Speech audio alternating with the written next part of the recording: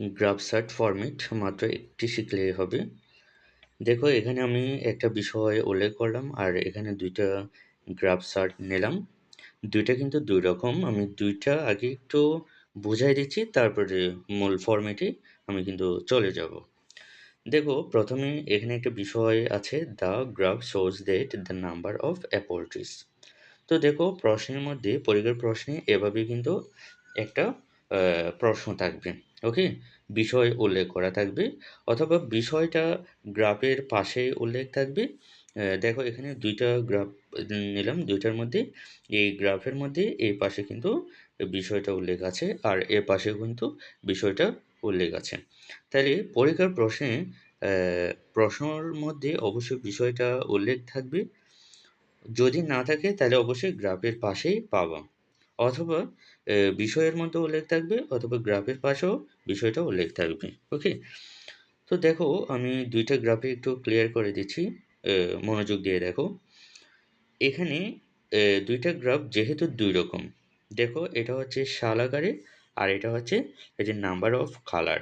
এই যে number of colour, কালারগুলো দেওয়া আছে এবং red colour, green colour, blue, yellow, orange.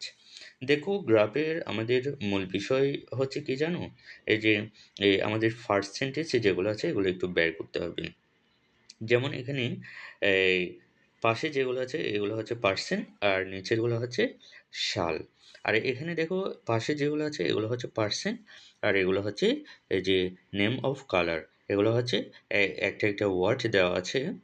তো দেখো ২০০৬ সালে হচ্ছে কত পার্সেন্ট, ২০ এবং ২৫-এর মাঝামাঝি, তাহলে অবশ্যই ২২ অথবা ২৩%। আমরা ২২% নিলেও হবে, ২৩% নিলেও হবে, কোনো সমস্যা নেই। ২০০৭ সালে হচ্ছে ৩৫%, ২০০৮ সালে হচ্ছে ১৫%, ২০০৯ সালে হচ্ছে ৩০%, ২০১০ সালে হচ্ছে এই যে এই ৩৫ থেকে ৪০-এর মাঝামাঝি। তাহলে আমরা বলতে পারি ৩৭ অথবা ৩৮%। ঠিক আছে? ৩৭ অথবা ৩৮% যেকোনো একটা লিখলেই কিন্তু হবে, অসুবিধা নেই।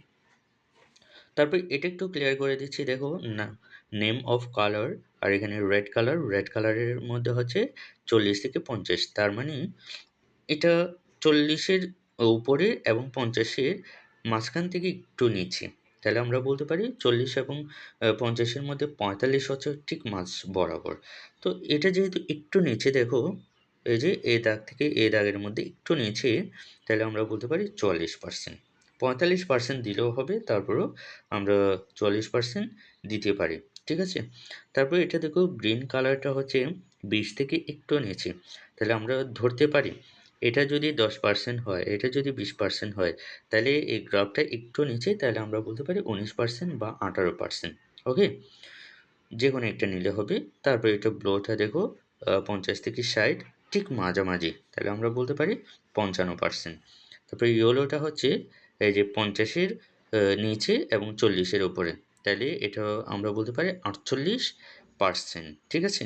আর এটাও বলতে পারি অরেঞ্জটা হচ্ছে এই যে ৩০ এবং ৪০-এর মাঝামাঝি। তাহলে আমরা বলতে পারি ৩৫%। তো দেখো গ্রাফটা আমাদের এভাবেই কিন্তু চিন্তা করতে হবে, যেহেতু এখানে কোনো পার্সেন্ট মানে ধরে দেওয়া নেই। তো দেখো এইটা গ্রাফটা একটু কঠিন, এটাও একটু কঠিন। কেন? কারণ হচ্ছে এখানে ডিরেক্ট পার্সেন্ট আকারে বলা নাই। এই যে এখানে এটা তো ডিরেক্ট ৩৫%, এটা তো আমরা ডিরেক্ট বলতে পারি। এটাও কিন্তু ডিরেক্ট বলতে পারি এটা ৩০%। তো এখানে কিন্তু এরকম দেওয়া নেই। তাহলে আমাদের একটু চিন্তা করতে হবে। চিন্তার বিষয় আছে এখানে। চিন্তা করে কিন্তু আমাদের পার্সেন্টগুলো আনুমানিক হিসাব করে বের করতে হবে। ওকে? এবার আসো আ গ্রাফের ফরম্যাট আমরা কিভাবে ব্যবহার করব, কিভাবে লিখলে আমাদের ফুল নাম্বার চলে আসবে এবং একটা দিয়ে কিন্তু আমরা সব ধরনের গ্রাফ কিন্তু লিখতে পারবো। যেখান থেকেই আসুক আমরা সব জায়গা থেকে গ্রাফ চার্ট কিন্তু অবশ্যই একই ফরম্যাটে লিখতে পারবো, একই নিয়মে লিখতে পারবো। সেজন্য এই সম্পূর্ণ ভিডিওটা একটু মনোযোগ দিয়ে দেখতে হবে। তাহলে দেখো আমি প্রথমে এটা নিয়ে একটু ও লিখবো, এটা নিয়ে ফরম্যাটটা দিয়ে দিব এবং এটা নিয়ে বলে দিব যে কোথায় কী করতে হবে। ঠিক আছে? তো এটা বুঝলে, এটা পারলে কিন্তু এটা কোনো ব্যাপারই না, শুধুমাত্র একটা টেকনিক অ্যাপ্লাই করলে কিন্তু আমরা এটাও পারবো এবং এটার সাথে আমরা পাই চার্টও কিন্তু খুব সহজে উত্তর করতে পারবো। ঠিক আছে? তো দেখো আমি বিষয়টা এখানে আরেকবার লিখলাম কারণ এখানে আমার যেহেতু জিনিসটা একটু ক্লিয়ার করে দিতে হবে, সেজন্য আমি বিষয়টা এখানে নিয়ে আসলাম। তো দেখো বিষয় the graph shows that the number of অ্যাপরটিস। তো তোমার যদি এই গ্রাফটা হয় তাহলে লিখতে হবে নাম্বার অফ স্টুডেন্ট। ঠিক আছে? নাম্বার অফ স্টুডেন্ট এটা লিখে দিলে হবে। তো দেখো তোমাদের কিন্তু গ্রাফ আঁকতে হবে না, গ্রাফ করতে হবে না, জাস্ট তোমরা লেখাগুলো লিখবা। তো দেখো আমাদের লেখা হচ্ছে এখান থেকে লিখতে হবে। একটি ফরম্যাট দিয়ে সব ধরনের গ্রাফ চার্ট লিখে ফেলো। তো শুধুমাত্র একটা ফরম্যাট দিচ্ছি, এই ফরম্যাটটা দিয়ে তোমরা সব ধরনের গ্রাফ চার্ট লিখে ফেলতে পারবা। তো দেখো আমাদের পরীক্ষার খাতায় লিখতে হবে ঠিক এখান থেকে শুরু করতে হবে। তো দেখো দ্য গ্রাফ সোর্স, অথবা আমরা এটা যদি না লিখি তাহলে আমরা লিখতে পারি দ্য গ্রাফ ইজ অ্যাবাউট। ঠিক আছে? দ্য গ্রাফ ইজ অ্যাবাউট লিখে এখানে বিষয়টি লিখবে। তো বিষয়টা দেখো আমি এখানে রেড কালার করে দিছি, বিষয়টা হচ্ছে দ্য নাম্বার অফ অ্যাপলটিস। তো আমরা যদি এটা লিখতে যাই তাহলে দ্য নাম্বার অফ স্টুডেন্ট। ঠিক আছে? এখানে বিষয়টার মধ্যে জাস্ট এটাই লিখতে হবে। তো এখান থেকে যে কোনো একটা লিখে দিলে হবে। তো দেখো অ্যাকর্ডিং টু দ্য গ্রাফ, তো আমরা যদি একটু ডেভেলপ করতে চাই তাহলে আমরা গ্রাফটা না লিখে ডায়াগ্রাম লিখতে পারি। ঠিক আছে? অ্যাকর্ডিং টু দ্য গ্রাফ অথবা ডায়াগ্রাম, দ্য লোয়েস্ট পার্সেন্টেজ। তো দেখো এই গ্রাফের মধ্যে সব থেকে কম কোনটা? এই যে সব থেকে কম হচ্ছে 2008 সালে, সব থেকে কম 15%। আর এখানে দেখো সব থেকে কম হচ্ছে এই যে এটা গ্রিন। তো দেখো এখানে এ, কি 18% হবে, 20% থেকে নিচে 18%। তো আমরা এখানে লিখব সব থেকে ছোট যে পার্সেন্টটা, আমরা সেই পার্সেন্টটা লিখব। তো এখান থেকে যেটা হবে সেই পার্সেন্ট এখানে লিখব। তারপর এখান থেকে যেটা হবে সে পার্সেন্টটা জাস্ট এখানে লিখবো। তো দেখো এখানে লোয়েস্ট পার্সেন্টেজ বিষয়টি লিখবে। তো বিষয়টি লিখবে প্রত্যেকটা জায়গার মধ্যে আমরা কি লিখবো? The number of apple trees. এখানে মূলত যে বিষয়টা থাকবে সেই বিষয়টা আমরা প্রত্যেকটা বিষয়টি লিখবে এই জায়গার মধ্যে লিখে দিতে হবে। তো লোয়েস্ট পার্সেন্টেজ ওয়াজ অফ, বিষয়টি লিখবে ওয়াজ ইন দ্য ইয়ার অফ সাল। তাহলে এখানে কি লিখবা? সালটা লিখে দেবা। এই যে এখানে সাল হচ্ছে লোয়েস্ট, এই যে 2008, এখানে 2008 লিখে দিলে হবে। And it was percent. এখানে পার্সেন্টের মধ্যে আমরা লিখবো এই যে 2008 সালে কত পার্সেন্ট? 15%। তো এটার ক্ষেত্রে কি করতে হবে সেটা আমি পরে বলে দিচ্ছি, তবে সেম নিয়ম, আহ, কয়েকটা টেকনিক আছে আর কি। তারপরে দেখো on the other hand the highest percentage of. তো দেখো এখান থেকে হাইয়েস্ট পার্সেন্টেজ কোনটা আমরা সেটা লিখব। হাইয়েস্ট পার্সেন্টেজ হচ্ছে এই যে সব থেকে বড় পার্সেন্টেজ হচ্ছে এটা, আর এটার মধ্যে সব থেকে বড় হচ্ছে ব্লো। ওকে, ব্লোটা। তো দেখো আমরা তো এটা নিয়ে বলতেছি, এটা নিয়ে তো পরে বলবো। তো হাইয়েস্ট পার্সেন্টেজ হচ্ছে কত এখানে 37 বা 38 যে কোনো একটা দিলে হবে। আর এটা কত সাল? 2010 সাল। দেখো হাইয়েস্ট পার্সেন্টেজ অফ বিষয়টি লিখবে। তো বিষয়টি the number of apple trees was in the year of সাল, এখানে সাল লিখবো 2010 সাল। And it was percent, percent কত? 37 বা 38 যে কোনো একটা দিয়ে দিলে হবে। ইট ফ্ল্যাকচুয়েট, ইনক্রিজ, ডিক্রিজড। তো দেখো এখান থেকে কিন্তু তিনটাই লিখতে হবে না, যে কোনো একটা লিখতে হবে। তো এখানে কোনটা লিখবা, কখন কোনটা লিখবা দেখো। তো গ্রাফটা যখন ওঠানামা করবে, যেমন এটা নিচু, এটা উপরে, আবার এটা নিচু, এটা উপরে, এটা আবার উপরের দিকে গেছে, তাহলে এটা কি হয়েছে? তার মানে ফ্ল্যাকচুয়েট, ওঠানামা করছে, উঠছে নামছে, উঠছে নামছে এরকম। তো এটাও কিন্তু ওঠানামা করছে। ওকে। তো দেখো ইনক্রিজ কখন লিখব? যখন গ্রাফটা এভাবেই উপরের দিকে যাবে।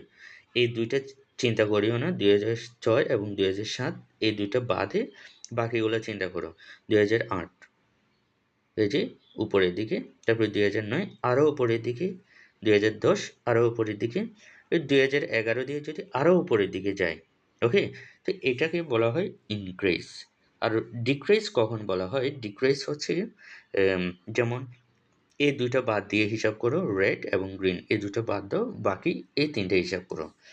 দেখো ব্লুটা একদম উপরে, আর ইয়েলোটা তার থেকে নিচে, তারপরে অরেঞ্জটা তার থেকে আরও নিচে, তারপরে যেমন এখানে আরেকটা ধরো গ্রিন আরও নিচে আসলো। তার মানে এটি কী হলো? ডিক্রিজ। যখন গ্রাফটা ঠিক এভাবে উপরের দিকে যাবে তখন হবে ইনক্রিজ। আর গ্রাফটা যখন উপর থেকে যখন বারবার নিচের দিকে যাবে তখন ডিক্রিজড। গ্রাফটা যখন এভাবে ওঠানামা করবে, বাড়বে কমবে বাড়বে কমবে, এরকম যদি হয় তাহলে কিন্তু ফ্ল্যাকচুয়েট। বুঝাতে পারছি? তো দেখো এখানে লিখতে হবে 8 ফ্ল্যাকচুয়েট, কারণ দুইটা গ্রাফে কি ওঠানামা করছে। Fluctuate around percent to percent. তাহলে কত পার্সেন্ট, কত পার্সেন্ট থেকে কত পার্সেন্টে ওঠানামা করলো? এই যে পার্সেন্ট টু পার্সেন্ট, পার্সেন্ট হচ্ছে যেমন এটাতে 2008 সালে পার্সেন্ট হচ্ছে 15%, আর 2010 সালে হচ্ছে একদম উপরের দিকে এটা হচ্ছে 37 বা 38%। তাহলে আমরা এখানে লিখব 15% to 38% from the year of সাল, সাল টু সাল। এই যে সাল কত? 2010 সাল, আর 2008 সাল আর 2010 সাল। তাহলে সাল 2008 টু 2010 এভাবেই লিখতে হবে। এরপরে দেখো এখানে কিন্তু আমি বিষয়টা আরেকবার নিয়ে আসলাম, কারণ এখানে বোঝাইতে হবে সেই জন্য নিয়ে আসলাম।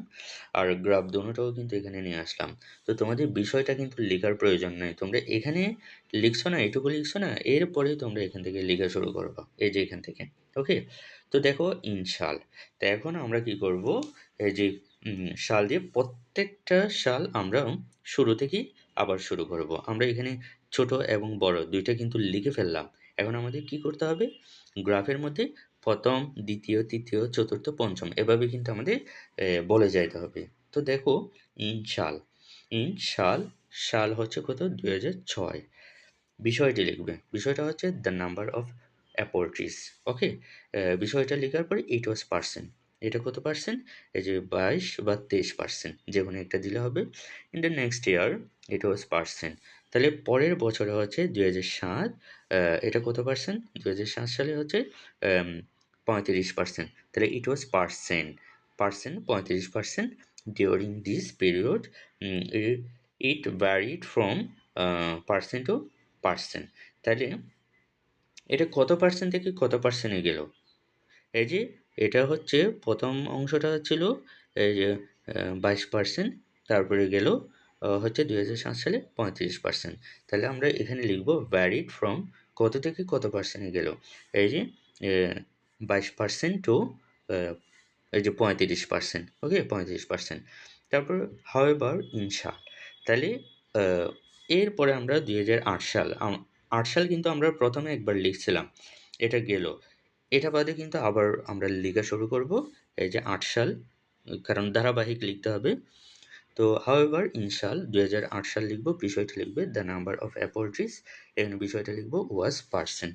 তাহলে এটার মধ্যে কত পার্সেন্ট? 15%, 15%। অ্যান্ড ইনশাল, তাহলে এখানে আমরা এই যে পরের সালটা লিখব 2009 সাল। তাহলে 2009 সালটা 9 সালটা লেখার পরে বিষয়টা লিখব the number of apple trees, তাহলে অ্যাপল ট্রিজ এখানে লিখব ইট ওয়াজ পার্সেন্ট। তাহলে পার্সেন্ট কত? 2009 সালে, এই যে 2009 সালে হচ্ছে 30%, 30% লিখলাম। তারপর অ্যাগেন ইনশাল, তাহলে অ্যাগেন ইনশাল দিব এই যে 2010 সাল, বিষয়টি লিখবে, বিষয়টা হচ্ছে the number of apple trees it was percent, তাহলে কত পার্সেন্ট এটা? 38% বা 37%। ইট ইনক্রিজ অথবা decrease from the last year, তাহলে লাস্ট বছরের মধ্যে ইনক্রিজ হয়েছে না ডিক্রিজ হয়েছে? তাহলে লাস্ট বছরের মধ্যে সব থেকে বাড়লো, তাহলে এটা আমরা বলবো ইনক্রিজ। যদি এরকম হয় লাস্ট বছরে কমলো, তাহলে আমরা লিখতে পারি decrease from the last year. যদি কমে তাহলে ডিক্রিজ, যদি বাড়ে ইনক্রিজ। তো এক্ষেত্রে তো ইনক্রিজ, কারণ এটা সব থেকে বাড়লো।